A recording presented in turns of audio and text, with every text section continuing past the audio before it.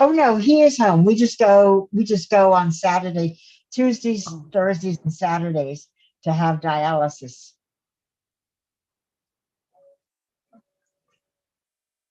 So dialysis one session takes 4 hours.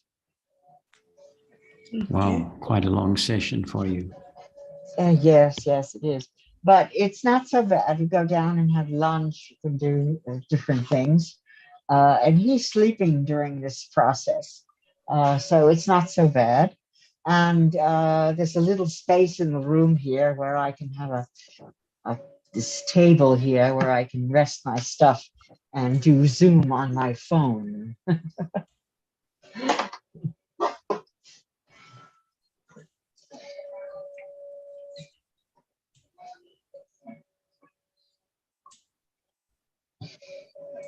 Good morning. Hi, Carmen. Morning, Carmen. Morning, Carmen. Morning, Oh, Shanti. good morning. Morning, Alberto. Oh, hello, Carmen. Afternoon, Your hair Sukin. looks Morning, Alan. wonderful. Everybody.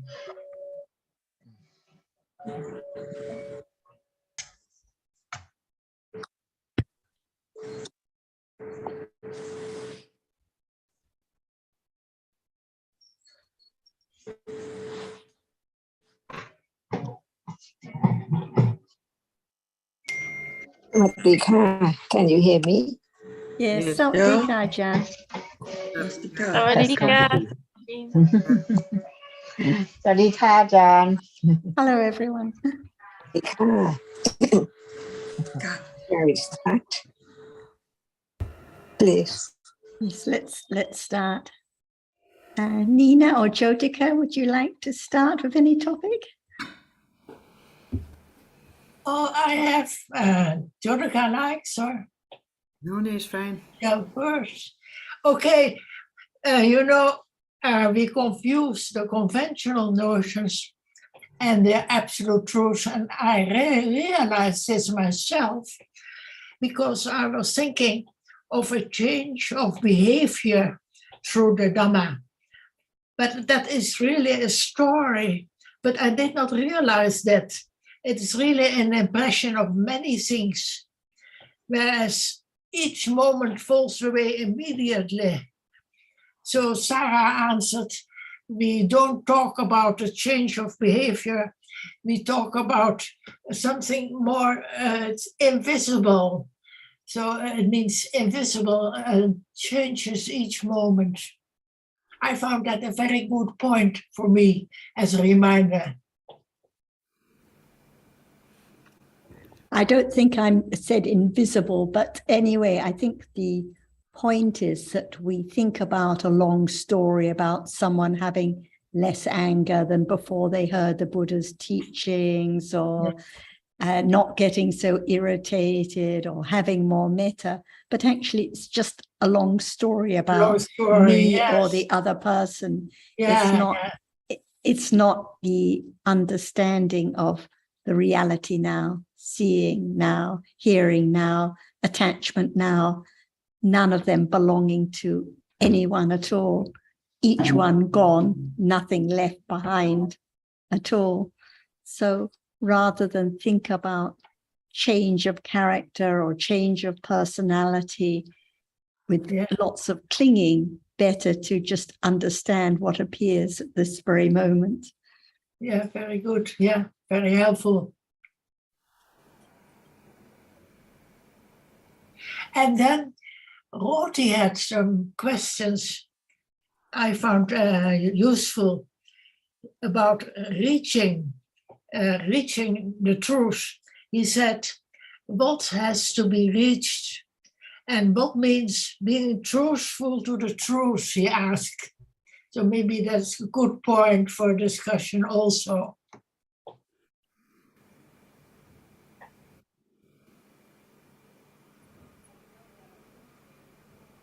So when we talk about reaching the truth, we're talking about pati, the understanding of the reality now, the pati which reaches, and the pati, the truth, what is appearing at this very moment.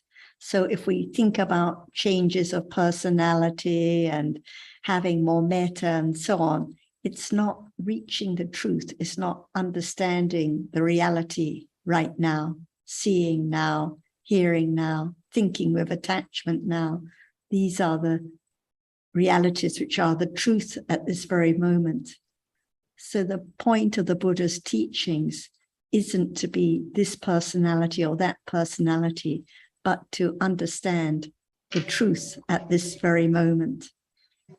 And I'm sure Ajahn will elaborate further. Is there any truth now to be reached?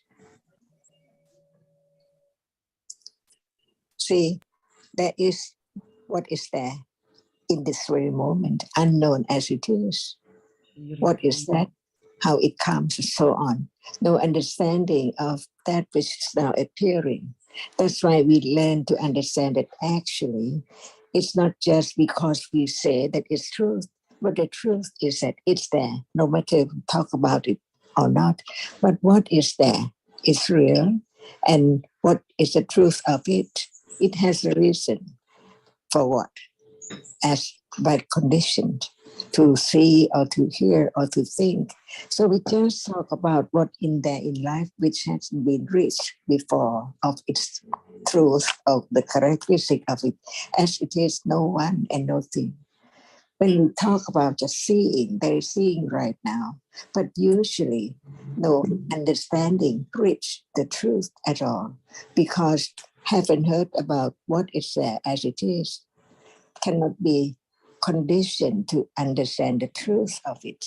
That's why we learn to understand what is there in truth now at this very moment. It's that which sees, everyone knows, but it's that is not reached as that yet, because it's taken from eye and think all the time. That's why just listen carefully about the truth of what is there. For example, right now, there is something seen, we don't know the name or call it anything at all, but its truth is that it's that which can be seen. Just consider each word as truth. It's only that which can be seen. What does it mean? The other realities, even is so real, but it cannot be seen. Only that which is seen, the truth is there to be reached, to understand that actually it's there by conditions to be seen and then gone, not to be touched. So each moment in life is conditioned to be what it appears, as not to take it for something, but as it is and then gone, moment to moment. That's why different realities are there. It seems like they are there all the time. But if we understand the difference between each one, there cannot be just two kinds or two characteristics together at all. For example, that which is seen is not that which is heard. It's the same. To understand the truth, to reach the truth that actually whatever now appears is conditioned to just arise and then fall away instantly. That's all. This is the absolute truth of each moment. Just be there and then gone, to be seen, heard, and then gone, to be touched or thought about and then gone. And there are two different characteristics of realities. One arises just to experience by way of attachment, aversion, or ego, or whatever is there in a day, unnoticed, unnoticed, but it's there just for a very short moment. Oh.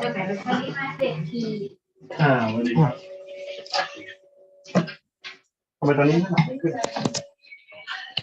ฉี่เยอะฉี่ก็กลางคืน2 ครั้งกลางวัน2 ครั้งประมาณคือส่วนหนึ่งคือน้ำลายคนหนึ่งวัน Betty, if you can hear me, would you? Oh, she has.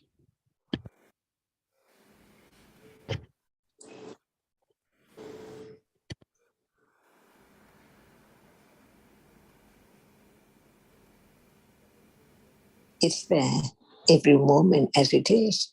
Just learn to understand each characteristic which appears as what is the truth at that very moment. That's all. To reach the truth of what is there now, as it is. As it is means no thing and no one at all. What is seen cannot be taken for chair or anything. It is only that which can be seen. Have confidence of the truth of there as it is. That's all. On and on and on until it let go the idea of someone, something, or I at all. Is that true? Is it right? Can it be known? Can it be directly understood when it's there? And understanding is no one, it's not me. Even that understanding is not anyone at all. Before the idea of self is completely, absolutely eradicated, it has to be understanding what is there as it is in life, naturally, by conditions. Understanding is different from misunderstanding, by conditions too.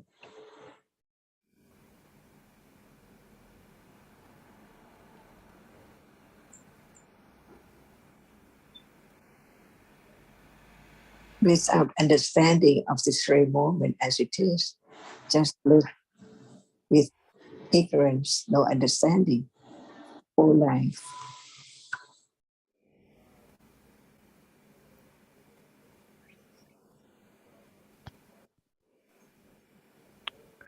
And when there is no understanding of the truth of whatever is there, so very short, how can there be the moment of discerning the truth at moment when it's there?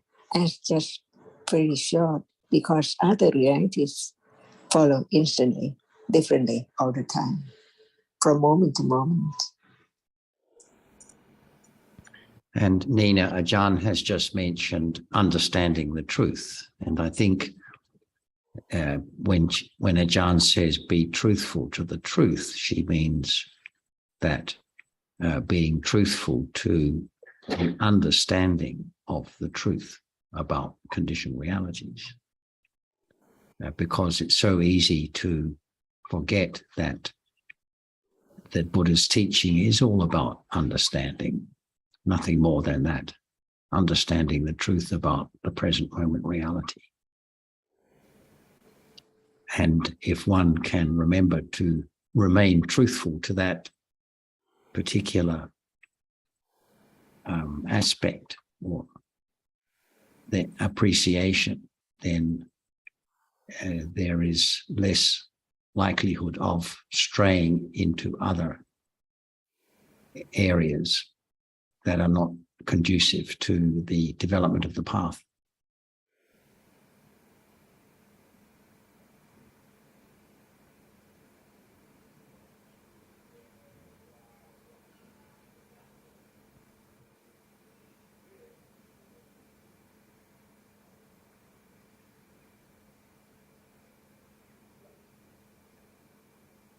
We can't hear you, Nina.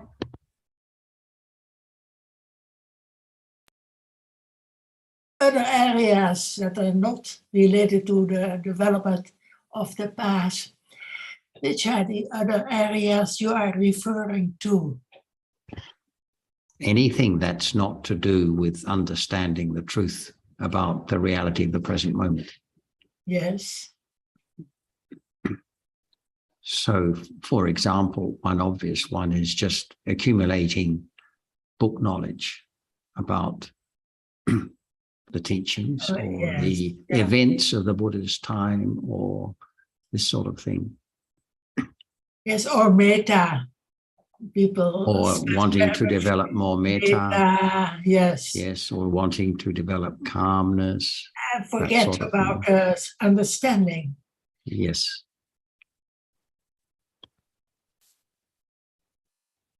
So that was Rotti's question, being truthful to the truth, because he said, I don't understand this, he said. So as I would just paraphrase it as meaning being truthful to the understanding of the truth about the present moment reality. Because you mentioned invisible, but when there is understanding, the truth becomes visible, becomes lightened. The panya casts the spotlight on the truth, what is real at this very moment. Yes, yes. So if we think that there can never be understanding or the reality now can never be known, that's just thinking with doubt. It's not understanding anything about the truth at this very moment. But even the doubt or the thinking or the seeing, whatever appears, can be known now. Yes, and the moment is so very, very short of the arising and falling away.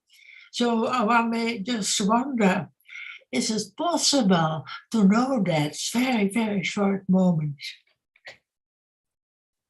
So in the beginning, it has to be the understanding of the characteristic of the reality that appears.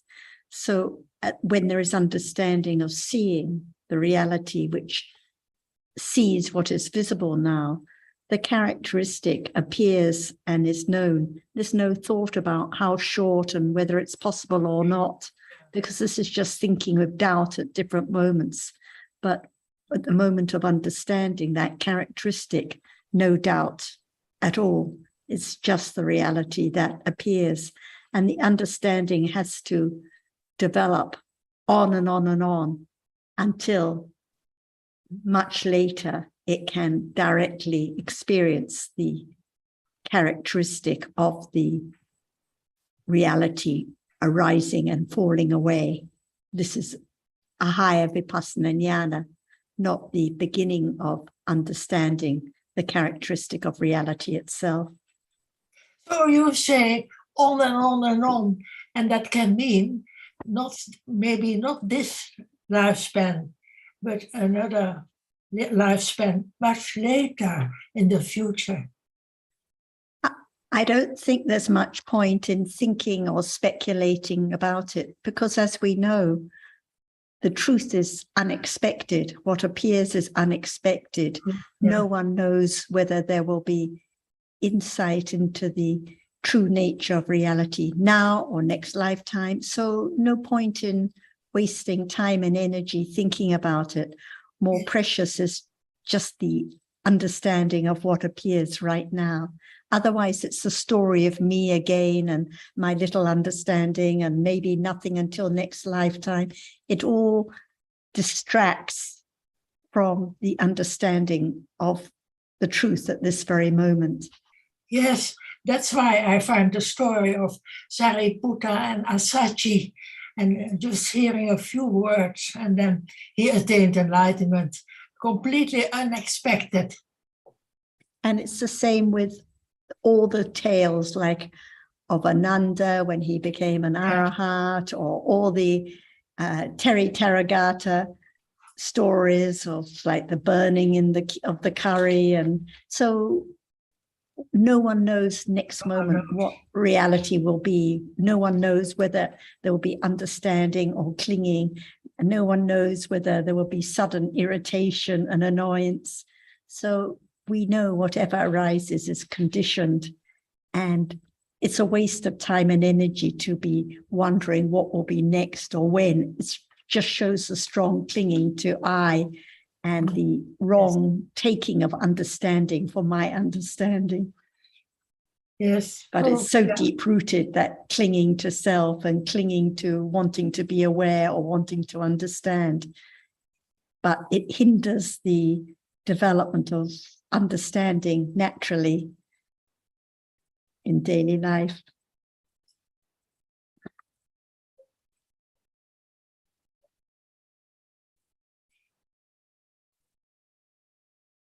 So usually I never think about, well, when or how long, or because I don't see any value in it at all. Doesn't help, no. No, just better to just understand what appears now. Nina, I was just thinking about, because I know you're asking, I've been following some of the emails, and I know you're asking on behalf of Roti regarding being truthful to the truth. Just a few thoughts on that matter. Being truthful to the truth, if you've never heard that expression before, I'm not saying that was the case with Roti, but just sort of speaking generally, then it can be rather enigmatic, or what's this person saying? And I think we can think ourselves outside what's being meant very easily. So we know what a Tanajan means, although I know there's potentially some misunderstanding about that.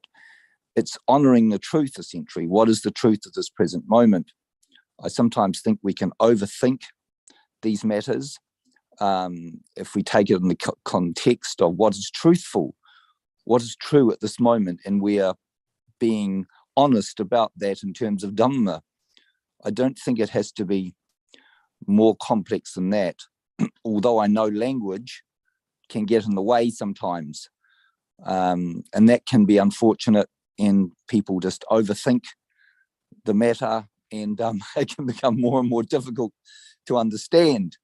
If, as what Sarah has been alluding to, we are honouring the truth of the present moment. And you can say that in lots of ways, as Sarah did. You know, we can talk about that in lots of ways, as Ajahn does, about the truth of the present moment. So being truthful to the truth is just another way of saying, of understanding the present moment by condition. So, yeah, I just think sometimes it's very easy to overthink these matters, and people, because of their accumulations, I'm not referring to Roti, I'm just talking about generally speaking here, they can go round and round and round and round and round, and forget that it's about honouring the truth, however you like to express that. Sundara, I'm wondering about the Satya Barami, which is one of the Baramis separate from wisdom itself. So are we talking about two different things, or same thing, or what? Well, I don't see it that way. And I'm sure, and it'll be good to hear Tanajan on this matter, but we can say that being truthful to the truth is a dynamic or an aspect of, being truthful to the truth. That, to me, they're bound up. They're one and the same thing. You can probably apply it differently in different situations. So context will always be important. But what I've mostly picked up from Tanajan is that Satya Barami refers to the present moment, being honourable to the truth. That's how I would interpret that. But it seems like we're talking about two functions. One is understanding, the other is being truthful. So I would see those as very, very close, if not synonymous also. Can you help me? Can you tease those apart a little bit for me? Well, the function of understanding is understanding the characteristic. And being truthful seemed to be this and not that, kind of thing. I see what you're saying. Yeah, there is a subtle distinction there. However, I think it's not. I hear what you're saying. I don't know. Perhaps let's ask Tanajan on that one, and see what she has to say, and then perhaps follow-ups with those questions that you ask. I think they're good points. Tanajan Cup, Kun asked that question there about Satya Barami and being truthful to the truth. Do you see those two aspects of Satya Barami and being truthful to truth as being different, or are they really pointing to the same thing? And perhaps are they saying what I'm asking, Sundara, is that when Ajahn is talking about being truthful to the truth, is she actually talking about Panya arising to understand the reality, or she's talking about Satya. Dhamma Cup. If we don't use any word at all, is there any truth now? Certainly. If no one knows about the truth, one takes something as it's so true. For example, life and so on, this person or that personality. But in truth, absolute truth, what is there? It's now appearing. For example, that which is seen now is seen. Is it the truth of that which is seen? No one there at all. Only the reality which can be seen only. It cannot be heard, it cannot be touched, but it can be seen. That's all. Is this true? Because that characteristic cannot be changed at all. That's what, since it's only that which can be seen, to be truthful to it is that it cannot be anyone or anything at all. Just that which can be seen and then gone. If it has no reason at all, how can it be seen? The truth of each word of reality, of the truth of reality. Is there anything now? Yes, true. What is it? It has to be a reality, but it's not known as a reality. It's taken for something all the time. I see a rose, I see a box, and so on. But in truth, to be truthful to the truth of the reality which is there, appearing to be that which is seen, being truthful to the truth, it can be seen. It, no one there at all, nothing at all. Be truthful to the truth of each reality as it is. Understanding the truth is right or wrong, taking it for something as thing and someone. Is it right or wrong? To be truthful to the truth of that which appears.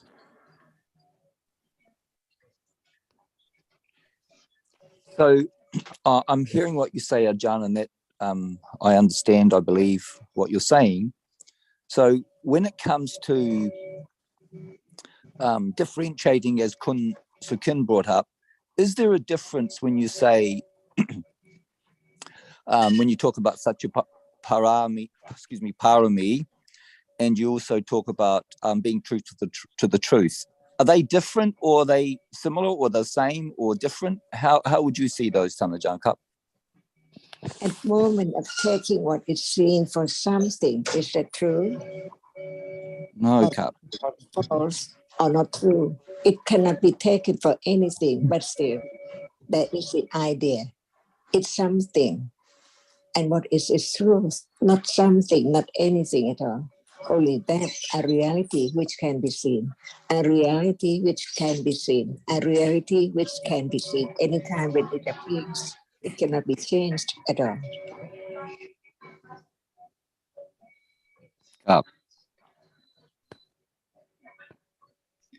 So you're saying then, Tanajan, that what's true is true, and that's non-negotiable, that's the way it is, and sometimes the rest of it is just semantics, or just however we like to express things. I'm still not quite clear if there is a difference at all between such a parami and being truthful to the truth. Excuse me. I'm sorry. Excuse me, Sundara, but how can you have such a parami without being truthful to the truth? I don't understand that. No, that's a good point. Mom, that's very, very, I hear what you're saying, and that makes sense to me also. I was just more or less trying to follow up, Mombeti, on what Kun Sukin was saying. Perhaps I don't know if you heard him. Yes, I know, but asking, but trying to separate it, is that helping understanding or not, by trying to separate it and trying to find some other way of seeing it? I mean, it's being truthful is no understanding can arise unless being truthful. Well, I agree with you totally. I I agree with you totally. I'm just trying to follow up on Kunsa Kin's point to a point and trying to get make it a bit clearer. But I think we might be saying, I think what you're alluding to, Mombeti, is that really you seem to be saying that they're pretty much the same thing, and the difference is really non-existent or speculative Right. at best. So we might leave it at that point, unless Kunsa Kin would like to explore that further. Well, what I'd like to say is this, that we often do talk about when Panya arises, the different Paramis are also there. So we wouldn't say Viriya is the same as Panya. And when we talk about Satya Parami being one and Panya Parami being another, so we are making the distinction between two different Paramis. So what I'm hearing is that when there's, what Betty is saying is that when there is understanding, there must be Satya Parami. Otherwise, there wouldn't be understanding. So one cannot be without the other. But my question still stays, but are these two different?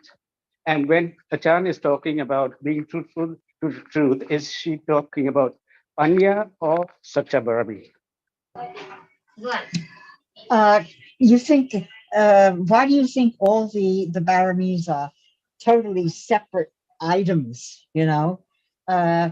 They're all interrelated. In other words, if one arises, another is there as well. It's not like each one arises separate and individually without the No, others, I'm not talking. That's what I'm saying. When Panya arises, the other paramis are there, but they're separate. They're different Chaitasikas. They're separate, but they also work somewhat in tandem. Yeah. I understand that. So I think what I wanted to say, I already said, and that's it.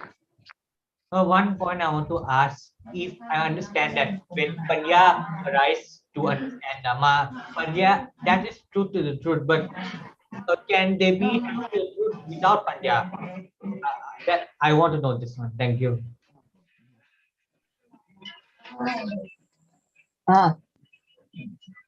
They might not always arise together, but in other words, being truthful to the truth might not always arise with Vanya, but certainly most of the time there has to be some relationship between the arising of both of them.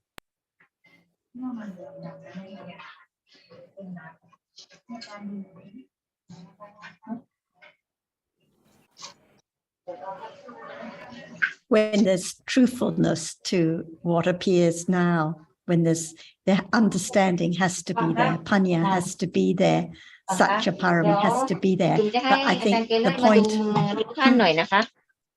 เดี๋ยวจุ๋มจะให้อาจารย์ไกรเลื่อนมาดูนิ้วท่านหน่อยข้างนู้นมันดูบวมๆจุ๋มบอก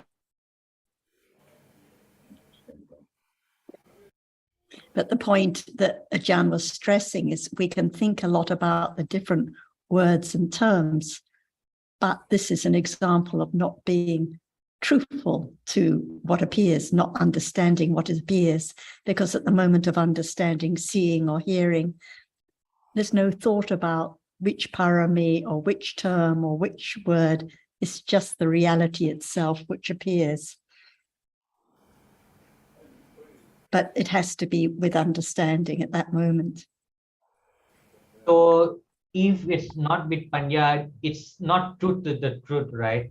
Right. Right. It have to be with Panya. Yes. And the Panya has to develop to understand the nature of the reality and deeper and deeper to be more and more truthful to it. And Satya Parami develops with the Panya. Actually, it's an aspect of Panya. So there's no being truthful to the truth. There's no development of Panya without Satya Parami together. It's just an aspect of Panya. That's a good point, Sarah. Seeker. It's an aspect of Panya. So an aspect of Panya, we're talking about the same reality. Yes. But yeah, we're talking about the same reality, but from probably from different aspects. I don't understand. Right. Sure. Yeah. Because there's not a separate Chaitasika or Satya, it's an aspect of Panya. So we're just stressing the truthful understanding of reality as being truthful to what is there now. I hear what you say, Kuntukin, because semantically, or by way of language, they're different aspects, you can say. And for all that I can understand, there may be some subtle differences in certain situations and certain contexts, as you kind of alluded to, as per my understanding of what you were saying earlier. But I think essentially there's a lot of crossover and a lot of similarity with them, if not identicalness.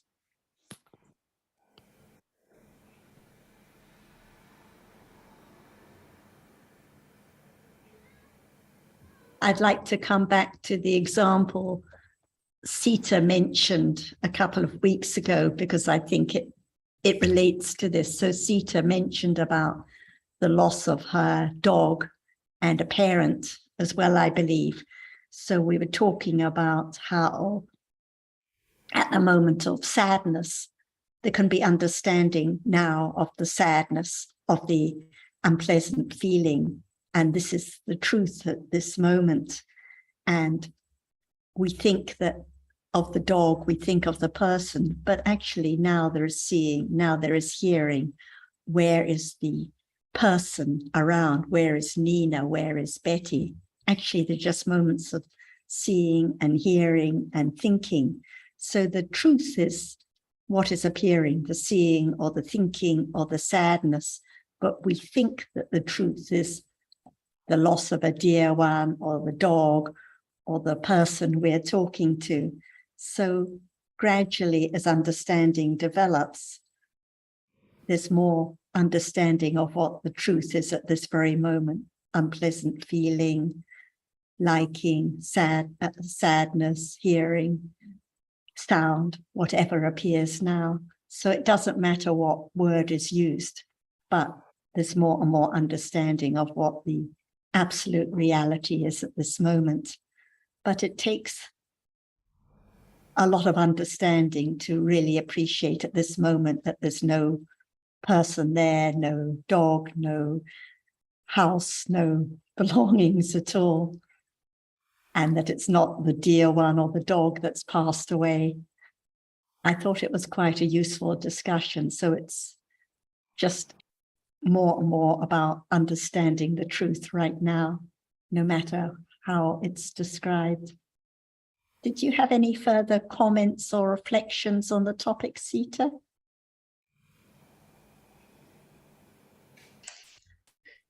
Yeah, needs a lot of consideration, and gradually you reduces your sadness, and your emotion becomes you develop your understanding, and your emotion becomes lesser. That's how it goes away naturally, and it takes some time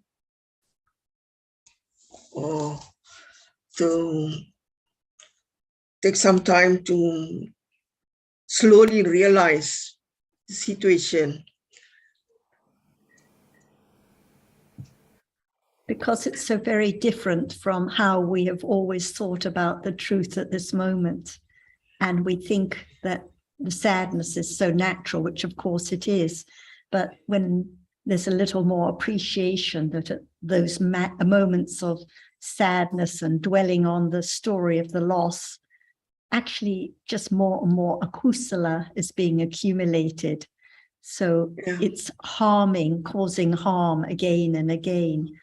We think the problem is the loss of the dog, and everyone sympathizes, but the real harm is the dwelling on the story with aversion and sadness, and thinking again and again about the living being or the person or the dog, forgetting about understanding the truth at this very moment, the thinking now, the sadness now, and each one is gone instantly, never to return. And at those moments of wise considering or understanding just a little about the truth, at those moments, there's no sadness, no grieving at all. Yeah, because we have been living with these habits, and suddenly it's a new situation, and you have to realize that it's a new situation, but the emotion is suddenly there. You have to the conflict with the emotion, but it takes time, and gradually the understanding develop further. And there's bound to be the emotion and the conflict and the sadness, because it's like you say, it's been the habit for so very, very long, and the attachment has been accumulated for so very long. But when there are moments of understanding the truth now, little glimmers of light, little moments of appreciating what is true, at that moment there's letting go of the burden just for those moments. And then, of course, more thinking and sadness and akusala as usual. Yeah, thank you, the Sarah. value of moments of understanding is so precious. Yeah, thank you, Sarah. Thank you. I'm so glad that you can join us each week, Sita. Yeah, thank you.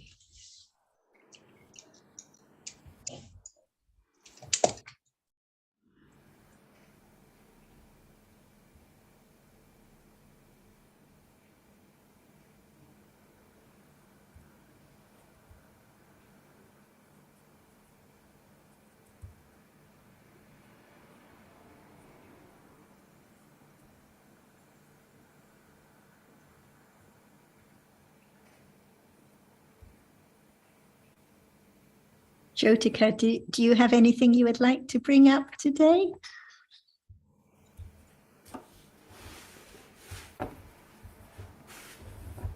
Yes, Miss, maybe the feeling connecting with Vipaka Chitta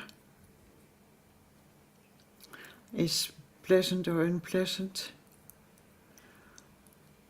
and is not, what is it? It's different from the feeling when there is a acting with wholesome or unwholesome. Or the feeling has a different, I don't know. Actually, this is an important topic, especially for those who come from a long meditation background, because there can often be so many misunderstandings about different Vedana, different feelings. Yeah. So, and Vedana, also the lobha is coming from when the feeling is, and when you like things, you want to have it, you want to keep it, and you want to get it. But that is not with the feeling who is accompanied with Vipaka Chitta, is it? So the feelings can be classified in many different ways. So the simplest way is when Vedana are classified in just 3 ways: as pleasant, unpleasant, and neutral feeling. Yeah. So at the moment of liking and wanting it and clinging and trying to have more pleasant feeling, of course, at those moments, mostly it is pleasant feeling. There can be neutral feeling when it's very slight lobha, but when there's wanting and wishing to have more pleasant feeling or more understanding, then it's pleasant feeling with the lobha. And you ask if it's the same or different from when it's vipaka. So moments of vipaka, like seeing, hearing, smelling, and tasting, the Vedana at those moments is always neutral feeling.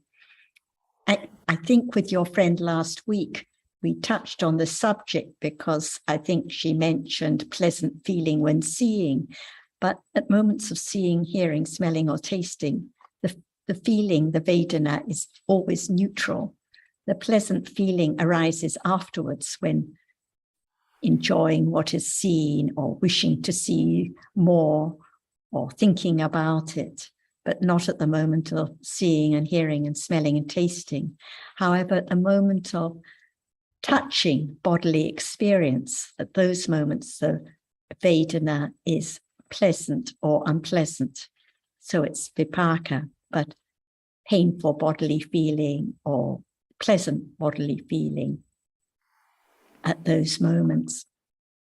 And yes, when there's clinging, pleasant feeling usually, but it can be neutral feeling. When there's aversion or sadness, unpleasant feeling. And at moments of understanding or kusala, usually pleasant feeling, but can be neutral feeling if it's very, very slight. If it's just very slight moment of generosity, can be neutral feeling, but usually pleasant feeling with kusala chittas. But usually we find the Vedana so very important, always chasing after pleasant feeling, not realizing it just lasts for a moment and then it's gone, can never last at all. And also, Jyotika, the characteristic of feeling is the same, regardless of the kind of citta it arises with. I thought So if, yeah. Characteristic is the same, yeah. And function, yes.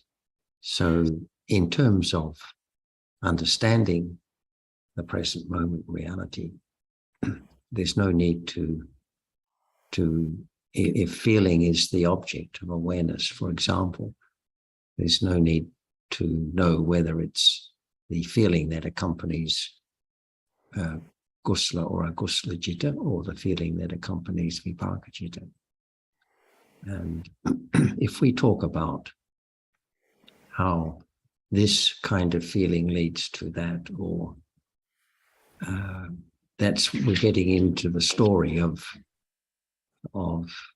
the present, the story of things rather than the reality of the present moment, if you see what I mean. So I don't know if you understand well, but this is like, if I feel, if there is a bad feeling, then then we think that it is coming from something that's already thinking. right, But, that's the story of how the bad feeling comes to be, what caused the bad feeling to arise. but is it also not that real bad feeling is going with akusala, I think? That's Can I not say this? really the way we need to think about it. No? Because well, again, it's the story, isn't it, of the bad feeling rather than the reality of the bad feeling, because bad feeling is just bad feeling. Yeah, but that is a reality, isn't it? Bad feeling is also a reality, yeah? Yes, it is. It is. Yeah. It has a characteristic. It can be the object of awareness. Yeah. So, but we don't need to know the story of how it comes to be. Okay. Yeah. Is bad feeling any different from, Jane? Is bad feeling any different from unpleasant feeling? So by bad feeling, do you mean unpleasant feeling? Yeah, unpleasant feeling, unpleasant feeling. What about the pleasant feeling that arises with lobha? Is that a bad feeling?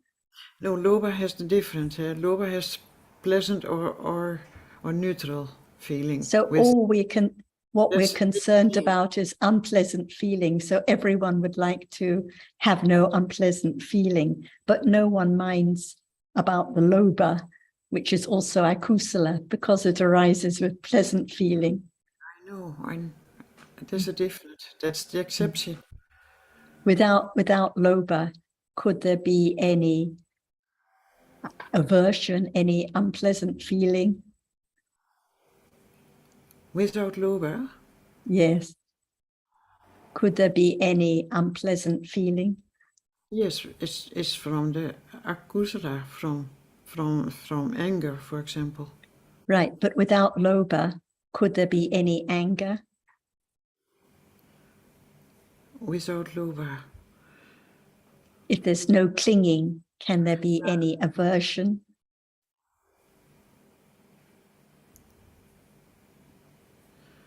I know it is connected with each other, Loba If and there's Do.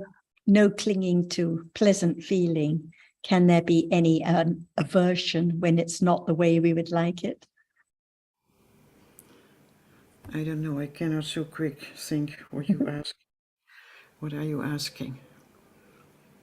So we know that the cause of all dukkha, the second noble truth, is loba, clinging.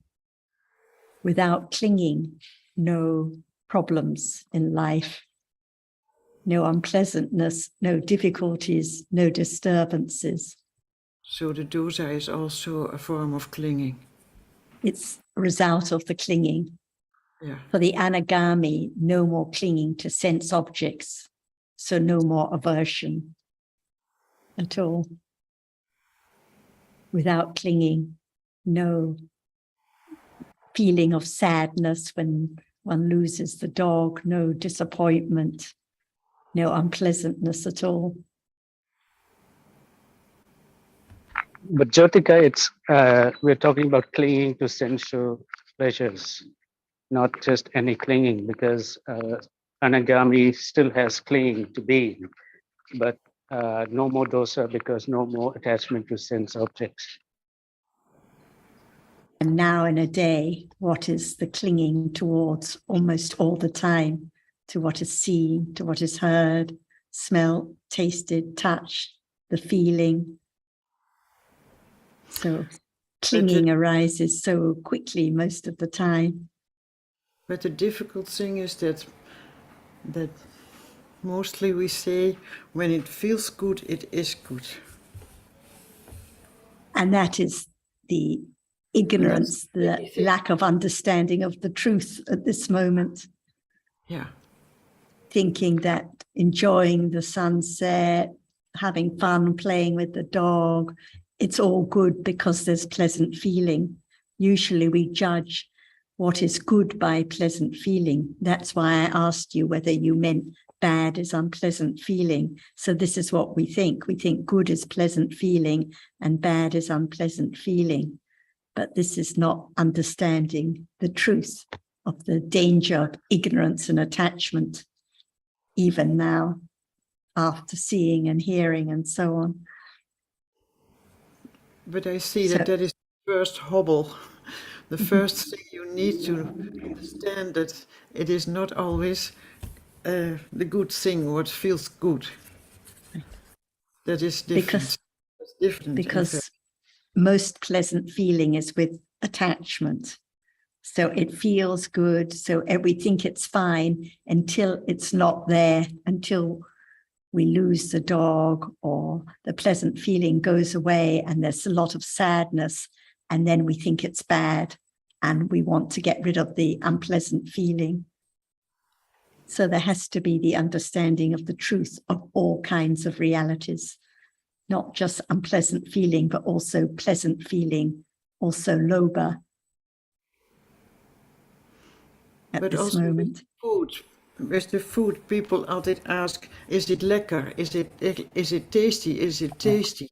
Is it tasty? Is it tasty? Then the food is good. But that's not true. So in a conventional sense, it's true. When it's tasty, it's good. When there's pleasant feeling, it's good. Conventionally, this is so.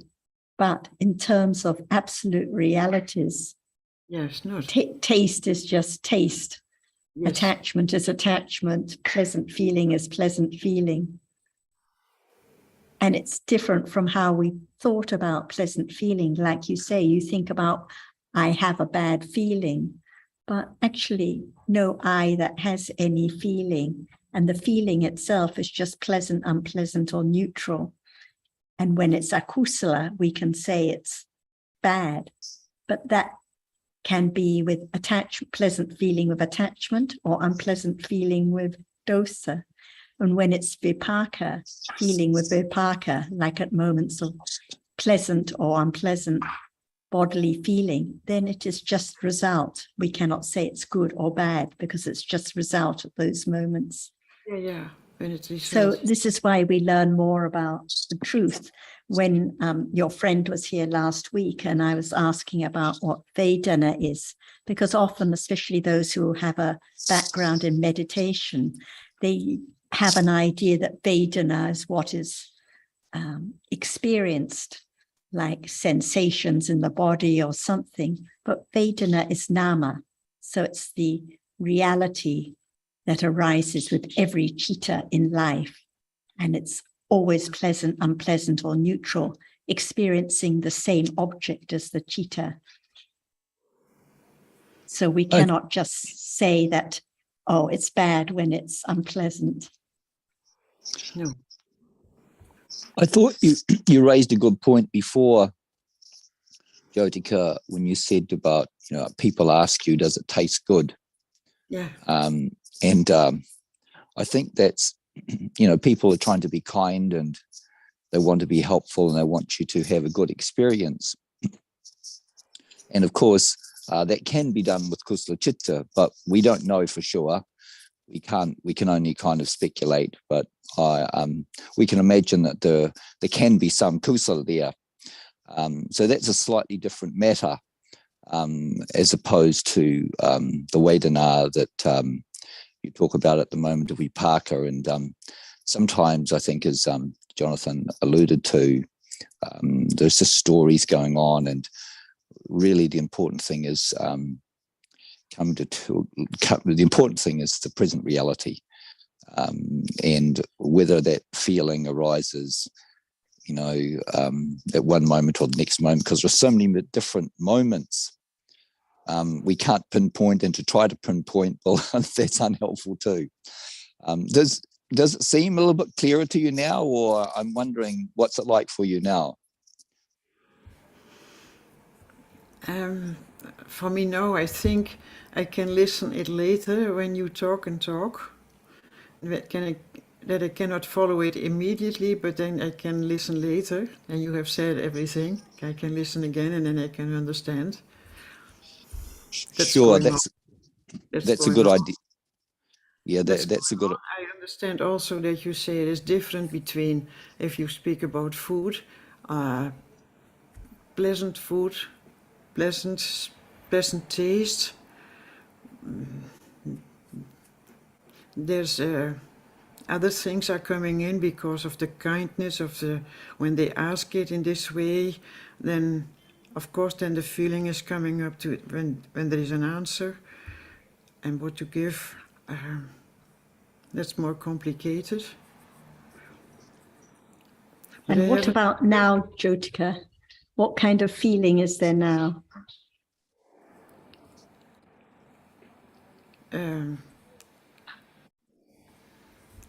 Okay, a kind of okay feeling. So different moments of pleasant feeling, moments of unpleasant feeling, moments of just neutral, okay feeling, even now when we speak. So yeah. Each moment is different. I have still a question about the neutral feeling. Je moet eerst je iPhone ontgrendelen. Okay. Siri starts to talk. A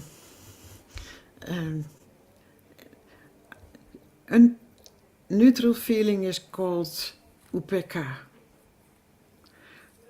But there is so many kinds of upekkha, I think. Because the upekkha is very high quality. But I can hardly combine neutral feeling with a high quality.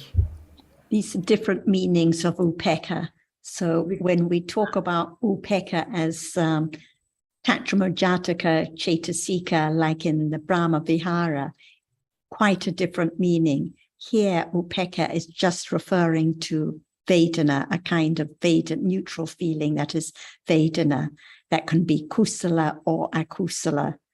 So at moments of ignorance, the Vedana is upekkha. At moments of very slight attachment or very slight understanding, it can be upekkha. So we cannot say that Upekkha Vedana is a high quality, so completely different meaning. That is not So a whenever high, we're talking about Vedana, it's always the reality that arises with every citta and experiences or tastes the object. And the very main point is that it doesn't belong to anyone. It's not my good feeling, not my bad feeling. It's just Vedana that arises and falls away. Who can say at this moment whether it is good or bad Vedana? Because even now, moment of pleasant feeling, moments of unpleasant feeling, moments of neutral feeling, completely unknown, each one gone, of no significance at all. Jyotika, I'm wondering whether you were asking about different meanings of Upekkha and what you were talking about, high level of Upekkha. You were talking about that Upekkha, which is a Brahma Vihara. Brahma Vihara, or what is the high 10 or 11 from the jhanas. That's also Upekkha.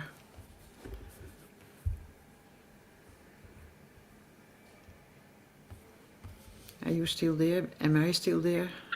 Yeah. I'm hearing you. I don't know the answer, but I thought that should clarify your question. A very high state of Upekkha, then it is calm and even, and then I thought in that way, because I have difficulties with the Upekkha from the feeling. I have an idea that I hardly see it, that there is hardly a seeing of Upekkha in the feeling. That's Upekkha as in neutral feeling. It's Yes. different from Upekkha as in, like I said, the Brahma Viharas. It's two different things. With Upekkha, in the Brahma Viharas, as I understand it, there can be neutral or pleasant feeling. Okay, with that Upekkha can be neutral or pleasant feeling, yeah. Neutral or pleasant feeling. But that Yes. Upekkha anyway is, okay, Yes, I think some of the problems, Jyotika, are because of mixing up the Vedana with Upekkha as the Brahma Vihara. So I think this is causing some difficulty. That's why you think of some pleasant feeling as being high or low or something. So we're just talking about Vedana, not about the Brahma Vihara at all. But the difficulty is with the neutral feeling in the feeling. Yes. That neutral feeling. I hardly have an idea that I see it. And that's the truth. That's the truth, that it's unknown, hard, because it doesn't appear. Like when looking just at the floor and there's very, very slight lobha with neutral feeling, but it's unknown. So this is now. Upekkha is Upekkha. I mean, it's not, you can't divide it up into sections. It's neither unpleasant nor pleasant. And actually, throughout the day, if you're driving along the road and the scenery you're passing the scenery by, most of the time you're not even thinking about that scenery, and it's basically upekkha to that scenery. So, so actually there is quite a bit of upekkha, but it's not being done with awareness. So let's say it doesn't count, I guess. But basically upekkha is upekkha. It's not high or low. It's the main thing is it's not unpleasant and it's not pleasant. Okay. It's a sense of equanimity toward whatever the object is. Yeah. it may seems like even like us Purujana who still have kilesa, the Vedana daily are mostly Ubekha, and I'm not sure, maybe even Arhata or Buddha in daily life, I'm assuming that it's mostly Ubekha. Not sure about this. Betty, when you say that it's equanimity, are you talking about Vedana or are you talking about the Brahma Vihara? Well, I'm talking about Upekha, whether it's a Brahma, it's usually a Brahma Vihara. I mean, it's. But we're talking about the Vedana, the neutral feeling, like at the moment, like you say, when driving along. So this is not equanimity. And we're talking about so neutral feeling. Not, yeah, okay. So equanimity is Tattramajatata Cetasika, the kusala mental factor that arises with kusala chitta. But when we're talking about neutral Vedana, it can be with ignorance now, usually with ignorance, just not knowing anything, or with attachment, no equanimity at those moments. Okay. Yeah.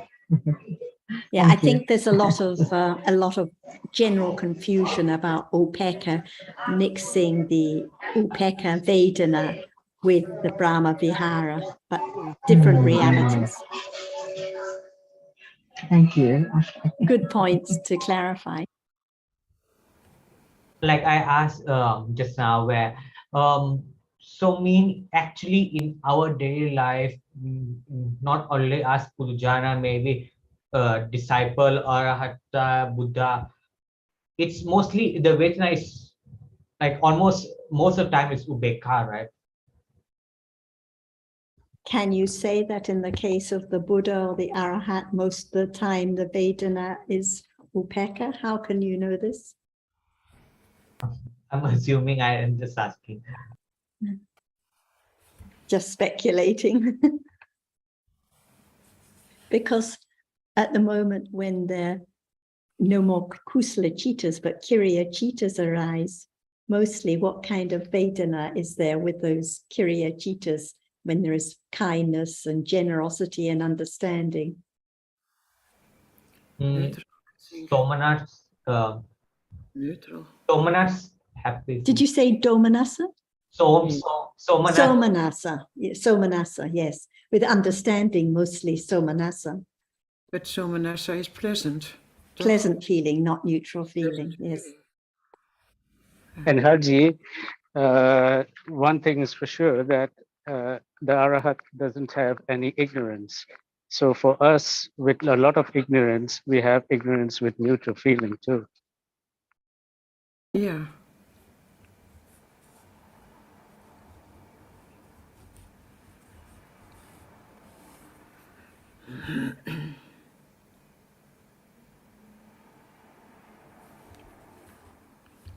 Thana-chan, would you add anything?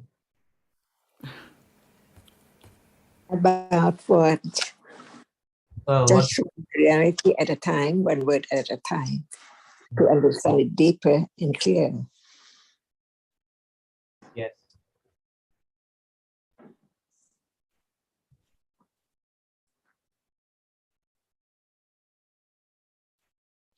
Just one reality at a time to understand it more and more as it is, as no one. Otherwise, it's I who think about this and consider that and on and on. Yeah.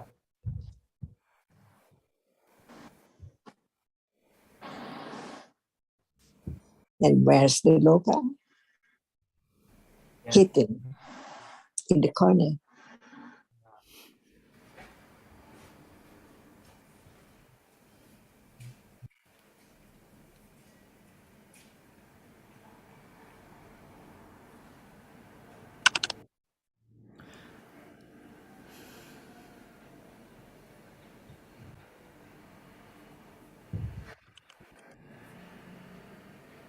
Like now when thinking about the Vedana of the Arahat, is that being truthful to the truth now, No.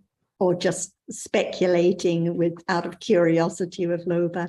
And that's how it is most of the time, even when we're thinking about Dhamma, collecting stories, collecting words and meanings and speculating about this and that. It's not being truthful to the truth at this very moment. And this is why the Dhamma is so subtle, because the Loba leads away from the truth all the time, even when we're discussing Dhamma.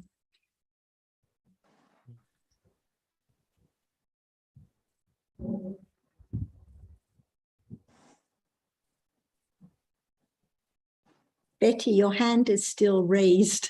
Was there anything else you wanted to say, or did you finish? No, I'm finished. Thank you. Sorry about that. I'll erase that. Okay. Mark, did you have anything you would like to bring up today? Any topic? No, but I enjoyed you speaking earlier about the Vedana and what it means. But I'm very happy. Happy, pleasant feeling with attachment, or pleasant feeling with understanding, or different moments? I think both.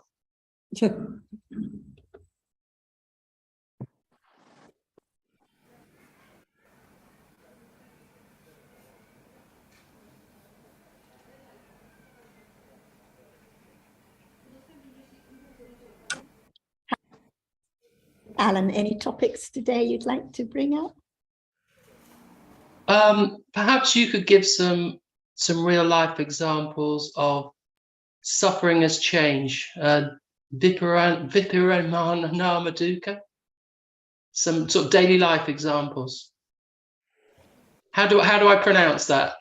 Viparinama dukkha. Viparinama, okay. Viparinama dukkha. And sometimes in short, we say it's pleasant feeling. So we think the pleasant feeling is good feeling, as Jyotika said, like when we taste the pleasant, the food that we like, and there's pleasant feeling, but the pleasant feeling doesn't last at all. So it has to be followed by unpleasant feeling when there's no more tasting of the pleasant food, maybe many moments of pleasant feeling, and then we eat something too bitter or too spicy, and there's unpleasant feeling and there's sadness. So this is viparinama dukkha, the arising and falling away of reality, the pleasant feeling which doesn't last at all. Because everyone knows that when there's unpleasant feeling, like when there is sadness, that is dukkha. Actually, it's dukkha. Everyone knows when there's painful feeling, it's dukkha. But the viparinama refers to the pleasant feeling that doesn't last. And this is a bit more subtle. But as I was discussing with Jyotika, the pleasant feeling falls away and is the object of clinging, and it conditions sadness when it's gone. So the pleasant feeling is also dukkha, viparinama dukkha. And the third kind of dukkha is sankhara dukkha, which is the deepest meaning of dukkha, like when we read about the Four Noble Truths taught by the Buddha. And this refers to neutral feeling and all conditioned realities, because whatever arises falls away and is therefore dukkha, is therefore unsatisfactory, not worth clinging to. So not just the unpleasant feeling or the pleasant feeling, but any feeling, any conditioned reality is dukkha. So we can call the when pleasant feeling changes to another pleasant feeling. For example, if you watch a comedy show that they give a joke, you have a pleasant feeling, and then another joke and another pleasant feeling. So the pleasant feeling is continually changing, it's not lasting, and then it's as if we're in this constant struggle to find more pleasant feeling, isn't it? And in between the pleasant feelings, there are unpleasant feelings and neutral feelings in between. So yes, but is it just, can we say that the pleasant feeling, if you watch a comedy show, there's not necessarily any unpleasant feeling, because it's pleasant feeling when you hear the joke, and then when that ceases, it's kind of neutral feeling, isn't it? But then there's another joke, so you have another pleasant feeling, and it's like a constant, I don't know, constant search for pleasant feeling, isn't it? Which is suffering. And it's not enough. Clinging to pleasant feeling, wanting more and more and more. Yeah. So being sorry when the comedy show is over, because they're still clinging to pleasant feeling. Because the unpleasant feeling is actually dukkha, isn't it? Yes. And it's also sankhara dukkha too. Any reality is sankhara dukkha. Yes. But viparinama dukkha can be kind of appreciated by ordinary people, because it's not the first noble truth, is it? No, but everyone knows the pleasant feeling doesn't last, but they don't realize that it's unsatisfactory because it's impermanent, and they think it's worthwhile, so they look for pleasant feeling again and again and again. And this is how our day is spent, looking for pleasant feeling, finding it so important, thinking it is good. But usually most pleasant feeling is with lobha, so how can it be good? And as we know, lobha is the cause of all trouble in life. I think I heard somewhere on one of the recordings about a plate of food, that the plate of food has different, you have maybe potatoes on it, you might have curry on it, or rice on it, or vegetables on it. It's kind of not enough just to have one item of food. It's an indication of this sort of viparinama dukkha, because the pleasant feeling from pleasant taste, just one taste, is never enough. We have to have lots of different foods, lots of different, and another one. Yeah. Alan, and it's the same now, looking for one visible object or one pleasant sound after another. Yes. So always clinging to pleasant feeling, but the pleasant feeling is gone instantly. Yeah. Just like now only, I'm saying right now, many feelings has arise and fallen, pleasant, unpleasant, neutral, and all of that. Even you just say, okay, now many different kind of vedana arise and fall. Yes. I suppose the reflection on it can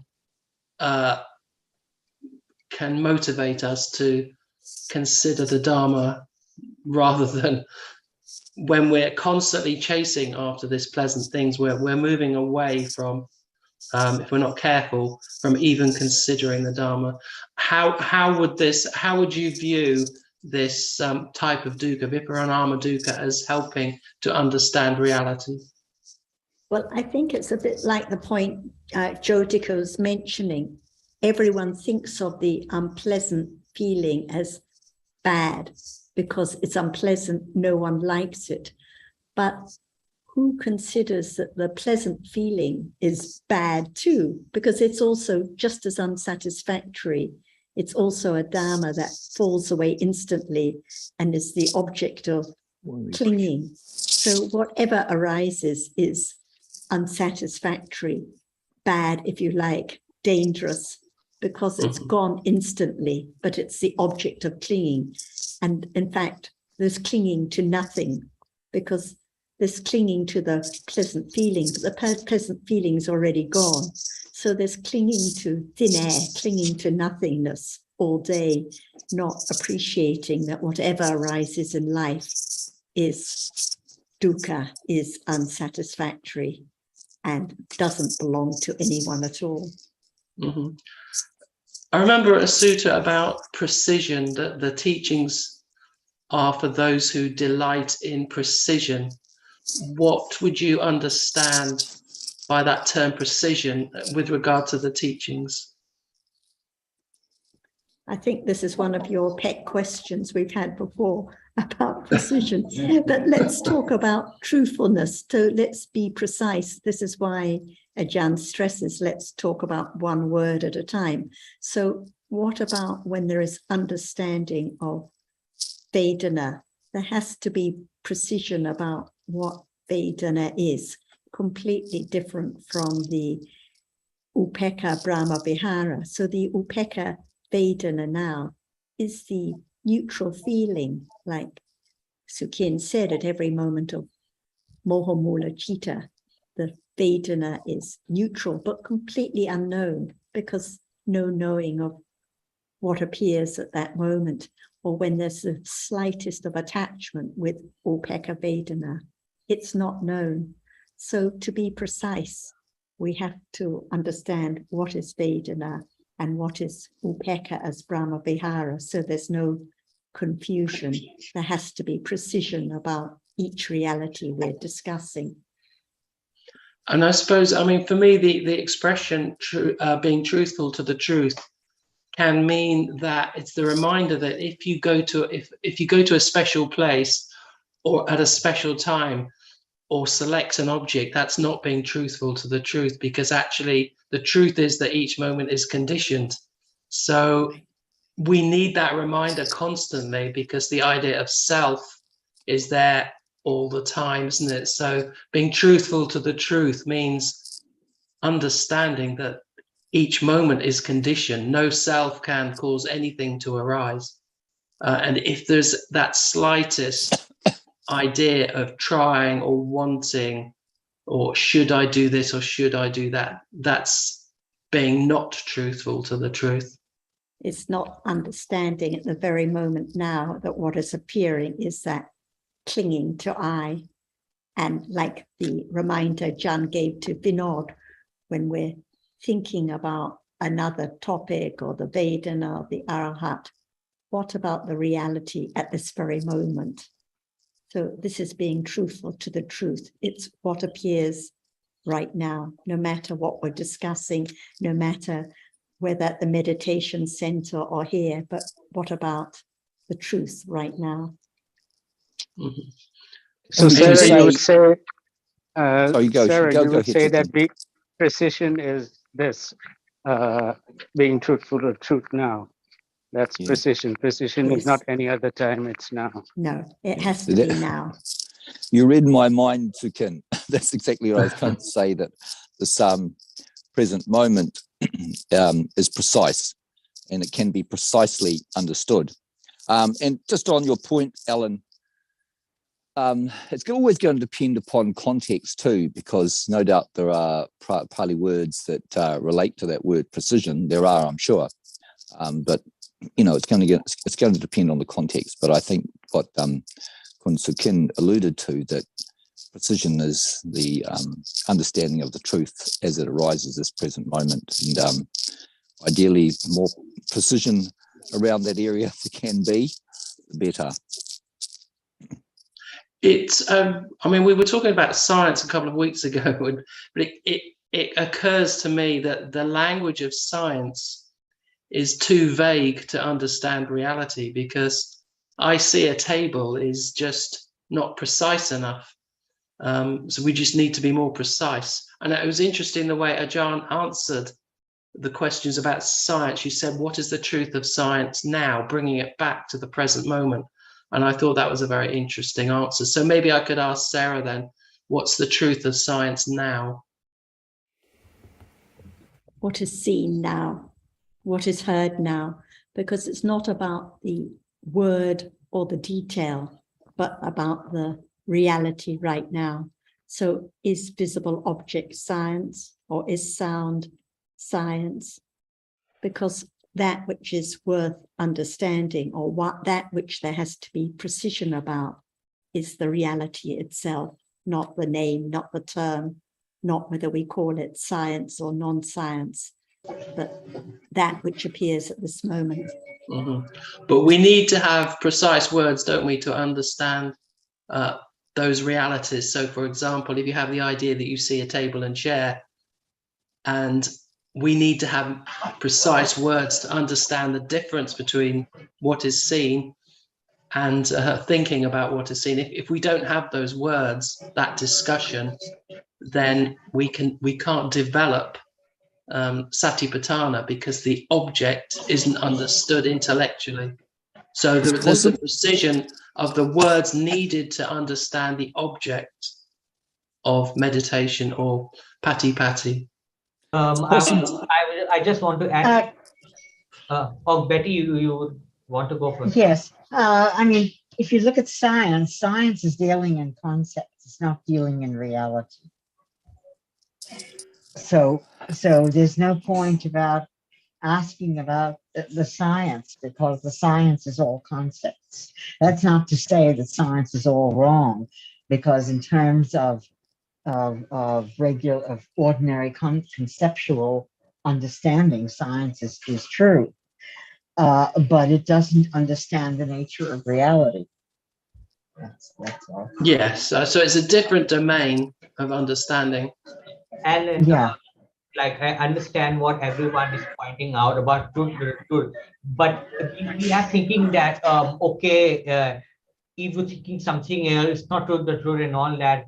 That's it's trap over trap, because that's also not true to the truth. Trying to do to have that thinking to be like Panya thing, like, oh, I'm not, I shouldn't be doing this. I should understand this way, that way, and all that. That's also not the truth. So it's like trap over trap over trap all the time. Well said, Haji. I think also too, Alan, you can have all the right words or think the right words are important, but they may not be the right words, or they can be a misunderstanding of the words used, because, so as Haji is sort of alluding to, there can be many traps involved in this matter where we have to use the right language. Well, yes, language is obviously important and valuable and essential.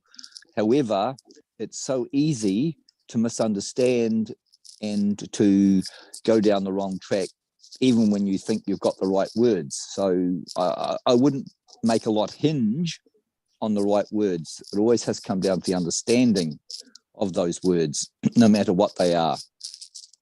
I think what Alan is alluding to is that there has to be some hearing the Dhamma. If there's no hearing the Dhamma, then there's no way of being truthful and precise. Yes. Yeah. It would seem, as an observation about Buddha's, about the teachings of the Buddha, that it's impossible to understand the teachings by just the teachings. In other words, what I mean by that is that without Ajahn, a teaching, or without Ajahn words, it's just impossible to understand just from the Buddha's words in the actual texts themselves. It's as if Ajahn words are better than what's written down in the text. I mean, what do you think about that? That it's not Ajahn just is a wise friend. Ajahn is a wise friend. I mean, if we were left on our own to read the Abhidhamma, we may end up being able to, to point out, to say exactly which cetasikas arise with which chitta, and each cetasika describe the characteristic function, proximate cause, etc., but without understanding, and that's not being truthful. Yes, I seem to remember also Sundara a couple of weeks ago was talking about the sutta, that the whole of the teachings is about the good friend. It's not just like half the teachings or something like that, because actually it's extremely easy to go wrong, isn't it? You need to listen an awful lot not to go wrong. Yeah, there has to be the listening, but also the careful consideration, as Ajahn says time and time again. It's good to have the wise friend, absolutely. However, we still know that if there are not the accumulations, people may be listening to Ajahn, as I know they have, sometimes for many, many years, and have misunderstood. So there are a lot of factors involved in when we hear the Dhamma, it's so valuable to hear it from the wise person. And as you said, it's very, very difficult because, as we know, the Dhamma is very subtle and easy. It's so easy to misunderstand because there's always this idea of I, lurking in the background, as Jan said before, and I smiled in the corner there somewhere, ready to take an opportunity, or very, very readily.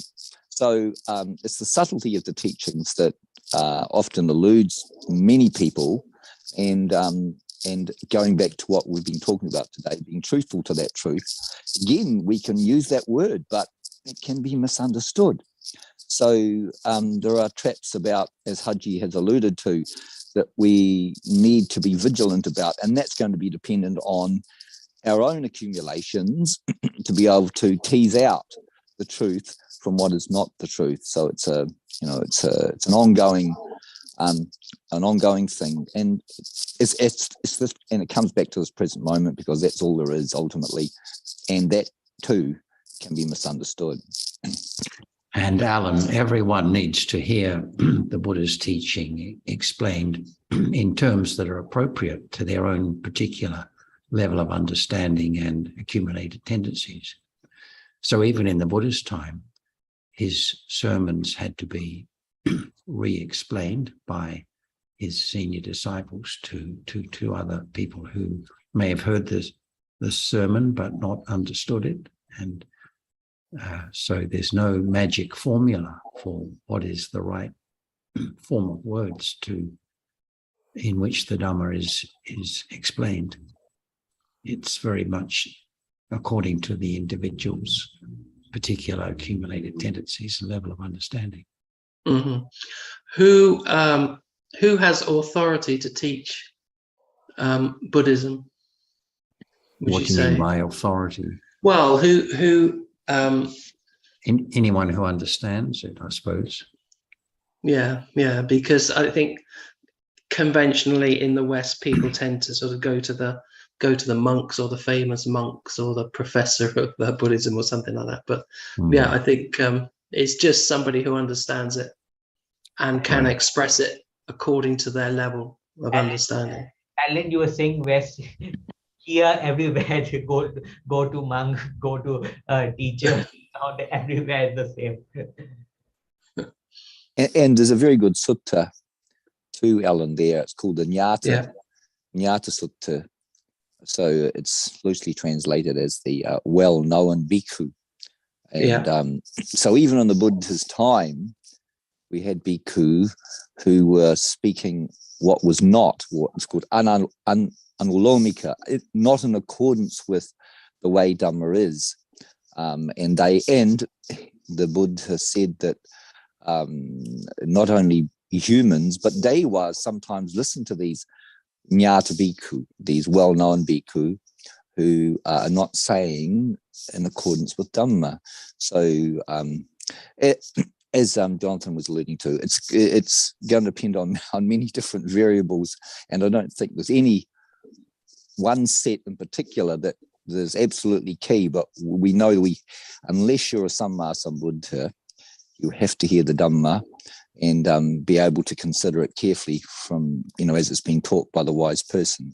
So yeah, it's a gradual path, and it's a path that can easily be misunderstood. I suppose the ultimate authority is the words which represent the truth of this moment. So the teachings are about this moment. So we listen to the words which help us to understand the reality of this moment as it is. So that is the ultimate authority, really, isn't it? That it represents the truth of this moment. So what is seen, they're seeing now, it's true. There's hearing now, that is true. But there's no teeth now. So we go on. So the authority is the words which represent the truth of reality. It's interesting what you've just been saying here about authority, because it's been spoken about recently. I've seen it in some of the emails. Like Dhamma has ultimate authority in a sense, in the way that it's non-negotiable. the reality that appears now. It is what it is. It's non-negotiable. It has absolute authority over the nature of things. You can't dictate yourself what you're going to see or hear or smell or taste or touch next. Dhamma is anatta, and therefore there is authority in that. Anatta has ultimate authority. It's not subservient to anybody's will or wish. So we can say, when it comes to authority, the Dhamma is the ultimate authority. It is the way it is, and it's non-negotiable. Yes, yeah, that's yeah, that has to be it, doesn't it? So sound has a characteristic which cannot be changed, and it appears without somebody trying to have it, so it's conditioned. So yeah, that's the authority, the Dharma, which I think he said, the Buddha said when he was dying, wasn't he, that it is it's the teachings which are the authority. He didn't appoint anybody to be the leader after he died. So it was the teachings about reality. But yeah, the Dharma. He who sees the Dharma sees the Buddha. So it's not, one may, as Sundara said earlier, one may have read all the details in the Abhidhamma, one may be able to recite all the correct words in Pali, but without seeing the Dhamma, without understanding the truth now, one doesn't see the Buddha. One doesn't appreciate that. And I think as Sundara and others were saying, there has to be such very, very careful considering again and again, like about Vedana, not one's own idea of what is good or bad, but about the truth now of the reality, the feeling at this very moment. So it's not just a matter of knowing the right word, but considering carefully in order to understand. And it comes back a bit to the point that Nina brought up at the beginning. If there's too much urgency and concern to have change in character or to have more metta or to have understanding quickly, then it hinders the understanding of the truth at this moment, because the clinging to self is so strong. No wise considering, no understanding, no matter what appears right now. I was also thinking there that this aspect that you were brought up, that when the conditions are right, not when you think they're right, and Nina brought up this point a few moments ago now, about when Sariputta heard from Bhante Assaji those words. So he didn't plan on that. Consideration often alludes to this. He didn't plan on that. He was impressed with Bhante Assaji's behaviour, and he thought to question him because he was a seeker of understanding of the truth. And when he heard those words, he became very, very few words actually. He became sotapanna. So it's just all a condition. Everything is conditioned. Every moment is conditioned. The more we can appreciate this, the more understanding can be developed, rather than, the idea of a person. It is subtle, and the more we can appreciate the subtleness and the delicateness of Dhamma, the more there can be growth in Dhamma.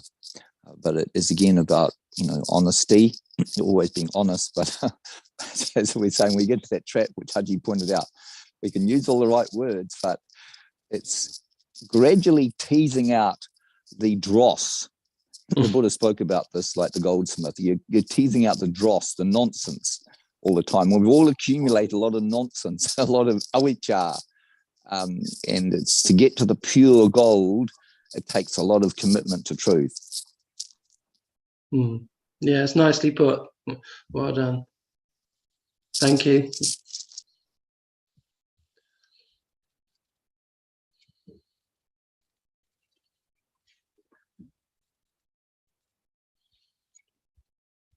Oh, can I ask or add something?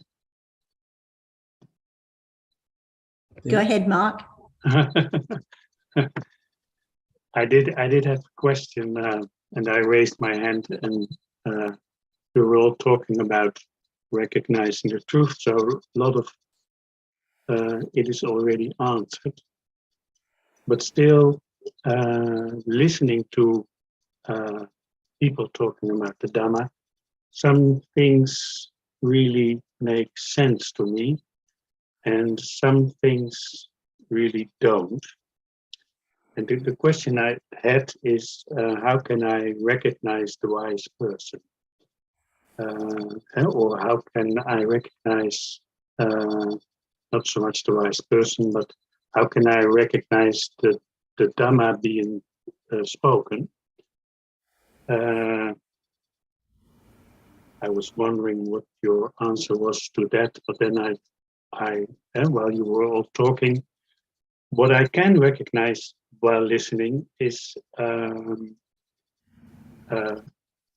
lobe, and I can also recognize dosa at a certain point. And what I also recognize is when there's lobe and dosa, it's not so easy anymore to listen to what is said because the lobe and the dosa gets in the way. So recognizing the Dhamma, I think, also has to do with recognizing the way I am listening. So I think I answered the question myself. How can I recognize the Dhamma being spoken? I suppose it's recognizing the way I'm listening and recognizing the way my reactions are to that listening. I think Tanajan. So it's not a question; it's a comment. Well, it's just, and adding on to that, I would say that Tanajan could answer it really well, but I think it would be potentially or possibly be along the lines that, is there hearing in this present moment? There must be the experience of sound. So that's true. So that's a good place to start. And also, I think it's not only the sound, but it's also paying attention to what the mind does. Yeah? So well, is the lobe, is there dosa, is there whatever. Yeah? So not only the hearing, but also what is happening. True. Tanajan, how would you answer that question if someone said to you, how do we recognize what is true and to be able to follow the Dhamma correctly? If there's no understanding of the truth, can there be a moment that we can find it, understanding it? I would say no. In the beginning, what is truth? What is the truth? From the very beginning, looking for, try to understand it. But what is it that we are looking for to understand it? I think it's something else than what we'd find. But it's in my case, so I think when I find something which I think is the truth, it's always different from what I'm looking for. What is I from the very beginning? Is there I? This is the truth. To understand whether what we take for I is really I or not, or what is it in truth.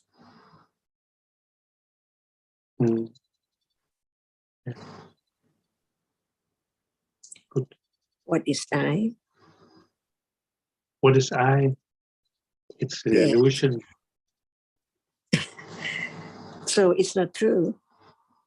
So what is the truth of that which we take for I? It's Moa, I think. What is there now? It's moment of taking it for I, experience it. I see, I hear, I think, right? Yes. Without seeing, hearing, smelling, tasting, touching, and thinking, can there be I? No. That's why In truth, what is there at moment of seeing? Is it I or a reality which is conditioned to arise to see, just to arise to see, and now it sees? No one make it rise at all, but it's there all the time. It seems like all the time while we are talking, thinking, hearing, it's there, seeing. So it's seeing I. It's there already. Before there is the idea of I see, it's there. So the truth that is so true, the ultimate truth is that there is no I. If nothing arises to experience anything, how can there be I? But at the moment of seeing, no one there at all. And it sees, so no understanding of the characteristic which arises to see. It's I who see. It's I who hear. In life, different realities arising by conditions. Pleasant feeling, unpleasant feeling. Feeling is feeling. Seeing is seeing. Can seeing feel good? Pleasant? And it feels pleasantly at the moment of seeing. Seeing, just see, it's a reality which arises by conditions to arise and experience an object. No one can stop the arising of the element or the reality which is conditioned to arise and see and hear and think from life to death. And at the moment of death, where's I die or what? And at the moment of birth, what is there? That's why listening to consider what is there of the nature of it as it is. Seeing is a moment, experiencing that which is seen. Is it subtle to know that no one can make seeing arise, but it's there already by conditions? At moment seeing, it cannot hear, it cannot think, it just sees at that very moment. And then gone, who knows? It's not always there at all. Just in a moment, arising and seeing and then gone. Unknowingly. That's why learning to understand the truth of what is there as it is from the very beginning, to have more confidence of the truth. What can be taken for I when there's no seeing, hearing, smelling, tasting, no reality arising to experience an object at all? Can there be I? But when it arises and experience, it's I who sees, who thinks. Is that true? Otherwise, without all these experiences, where's I? Is I somewhere? Even at the moment of sleeping, it's not always there all the time. Whatever arises falls away. And without understanding, who knows that it's gone moment to moment, from moment to moment. That's why learning to understand it, what is taken for self or for I is not always there. It's gone instantly all the time. And when there are the understandings of the truth from moment to moment, that can be the letting go, the idea of self, because it's not there anymore. At the moment of seeing, seeing is not there anymore. So if there is I see, where's the I? When seeing's gone. Not just to believe, to consider what is there. What seeing and how can it arise and what does it experience? This word is so very deep when we consider more of the truth.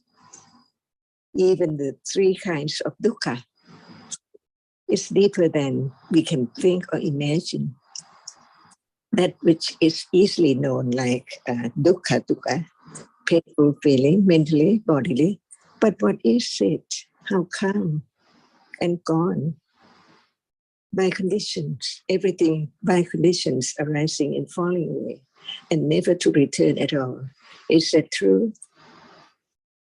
The moment when the feeling is so pleasant, but when it's gone, it's unpleasant. Moment of longing to have it again is so very painful. No one can make it arise again, but just long for it to have it on and on and on. So when unpleasant feeling is there, it's dukkha, just want it to go away. But when the pleasant feeling is there, just want to have it, not let it go away. Dukkha, another different dukkha, and sankhara dukkha, the absolute truth, the first dukkha, absolute satya. Whatever arises is that not anymore. It's not there anymore. Is it true? Just a moment ago, not this moment, not next moment. That's why there must be conditions for the arising of different realities by conditions and then gone. Sankhara dukkha, because no one want it to be gone, wanting to have it all there all the time. So it's dukkha when it's there, conditioned to arise and fall away. Any moment of pleasant feeling, it's there to the object of desire. And it's so painful when one miss it, just want to have it again and again and again. Is it this moment? Want to have at the moment of experiencing.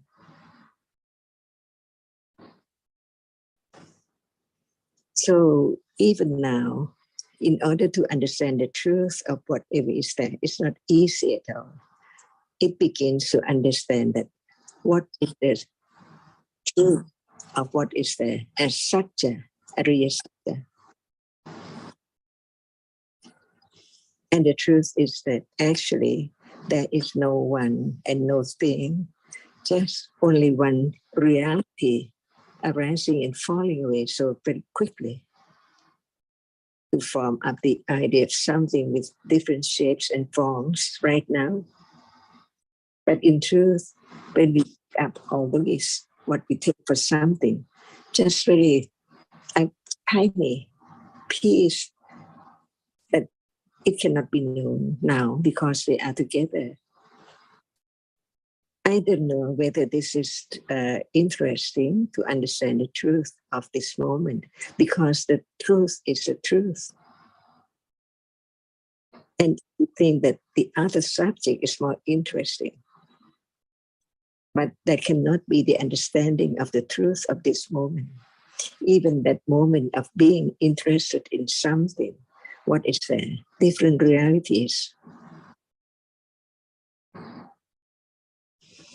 So begin to understand the truth of this moment as what appears is conditioned to arise, and a characteristic of reality is it experiences an object it sees, and the other one cannot see, but it is that which is seen and then gone. So can it be anyone or anything?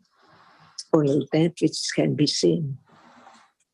While the other cannot be seen, it can be heard and so on. Different ones all the time. From moment to moment, begin to have confidence of the truth and understanding what is meant by Dhamma, a reality. One now sees, moment hears, and then everything gone. That's it's for me. It's experienceable. I don't know whether that's a word or not. To see that seeing is different than from hearing. But seeing, it's just a moment and gone. That's not experience. I cannot experience that. I can experience seeing, and I can see. Sorry? Seeing sees, not Yes, eyes. right. Yes, yes, you're right. Yeah. At the moment of But still, hearing. but also it's also very hard for me to experience, to see that the eye is not there. It's an intellectual concept for me. When you talked about the eye, sometimes it's there and sometimes it's not. I can recognize that, but having confidence in the fact that the eye is not really there is very, very hard. So There's what always is protest in the mind. I'm what sorry? is that at moment of seeing? If I'm looking at my experience, there seems to be an I who sees. And what is that? If I wanna go to the truth that there's only the object and the seeing itself, it's very artificial. It's not experienceable. It's just going to what has been told to me. So if nothing arises at all, can there be I?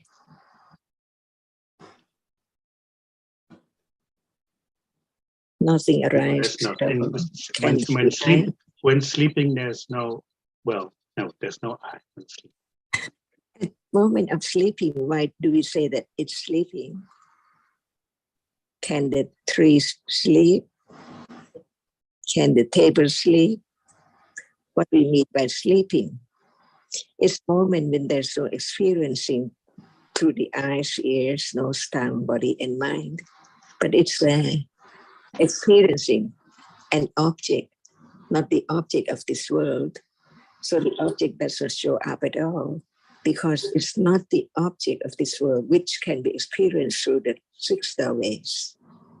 Only when it's the object of this world. But when we talk about seeing and waking and being awake, it's different kind of citta. At moment of wake up, there is seeing or thinking, experiencing an object. If you don't use the word object, it thinks, it sees, it hears, see? But when we use the object, it means that there must be the reality which experiences that object. The moment of hearing. If hearing does not arise, where's the I? And when seeing or hearing is there, no one at all, but the idea of I is there. Taking that moment of seeing as I see, but if seeing does not arise, where's the I? If hearing does not arise, where's the I who hear?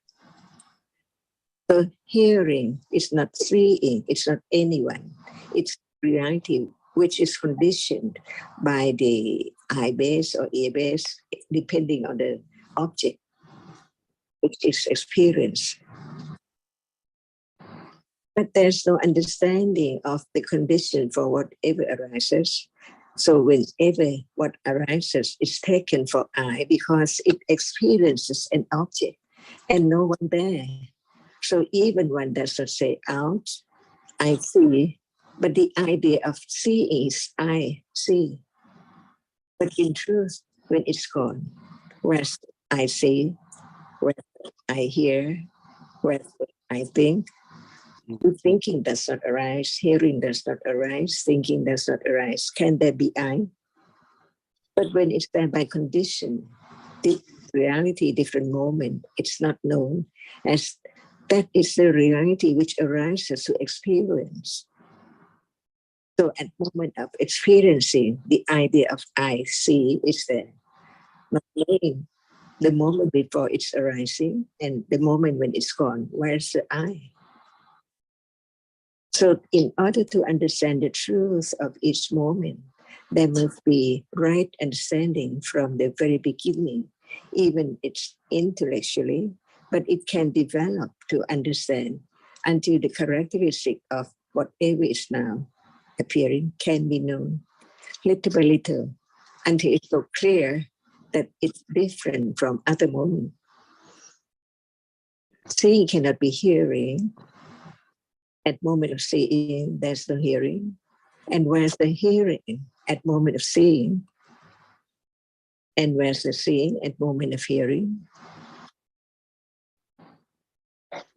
Can anyone find it? After it's gone, never to arise again.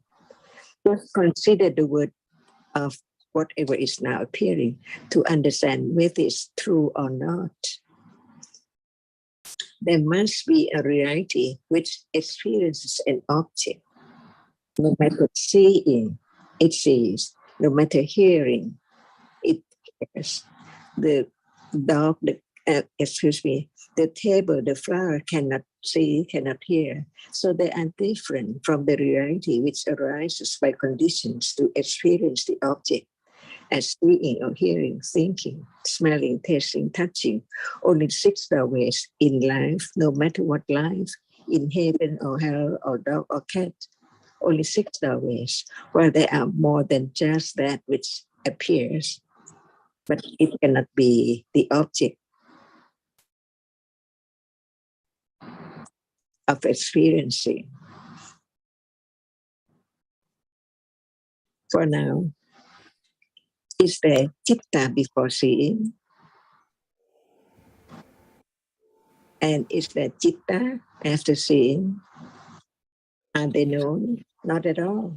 Only seeing one doorway appears at a time. Only one of the 6 in.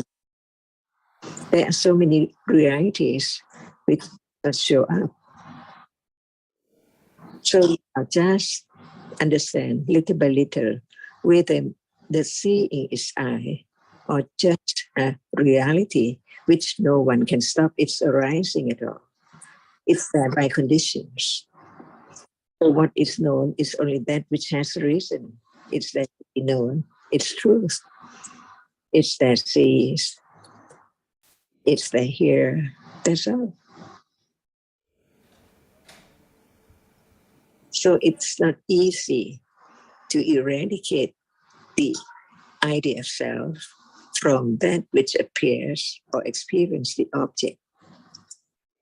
Touching the body from head to toe. Does a finger appear, a nail appear, or hardness, softness, heat or cold? Only there. They cannot experience any object at all because it's hard, because it's soft, because it's sweet, it smells, and so on. Just different realities from moment to moment. Is it true? Where's the eye? It's gone. If seeing is eye, it's gone. Hearing gone, everything gone. So where is the eye? And at moment of seeing, who is there? No one at all. Only the moment of experiencing the object which arises just to see. Can we change the truth?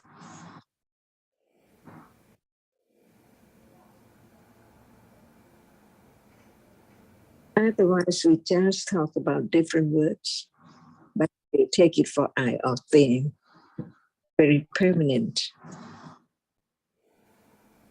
But the truth of each reality can be studied, can be understood little by little by considering what is conditioned. No one makes it arise at all. Can anyone make the I arise? Oh. No. Can anyone stop whatever arises now not to arise at all? No. And that is the meaning of anatta. Atta is something, someone, but anatta, not anything, no one at all. And nothing too, because just that which is touched, soft or cold, can it be anything? But when they are there together with other rupas, it's stop the shape and form to be taken for something by memory. So memory is real. It cannot perform the function of seeing, but it just arises with seeing to marks and remember what is there, the shape and form, the color or the sound. And then gone each moment until last moment of this life. No one can resist. No one can stop its arising at all because they are conditioned for each moment. Not to be this moment yet by conditions. And it has to be right now by conditions.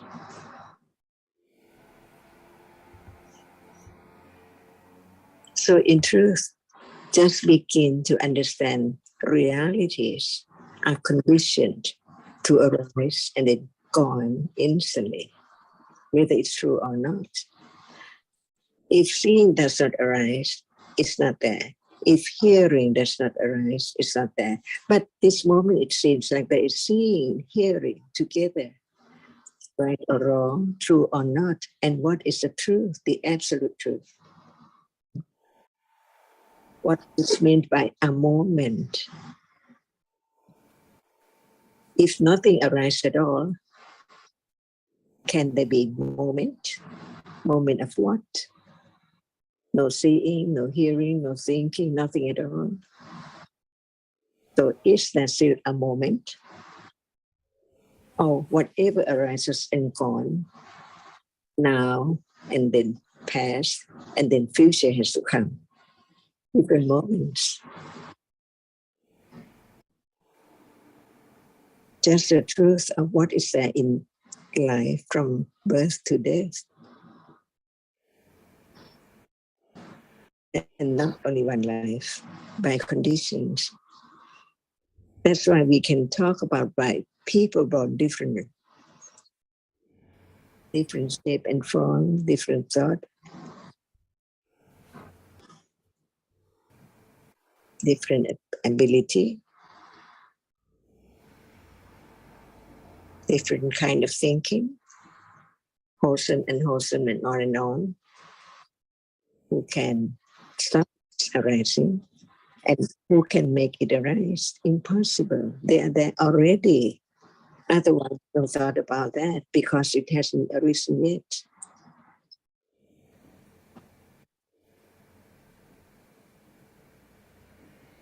I think you've brought up some good points, Mark, and this is a very important discussion. So I think it'd be good to continue it next time. So, yes. Yeah. It is past 11. Yes. Thank you very much, Jan. For... Sawadee ka. Thank you so much.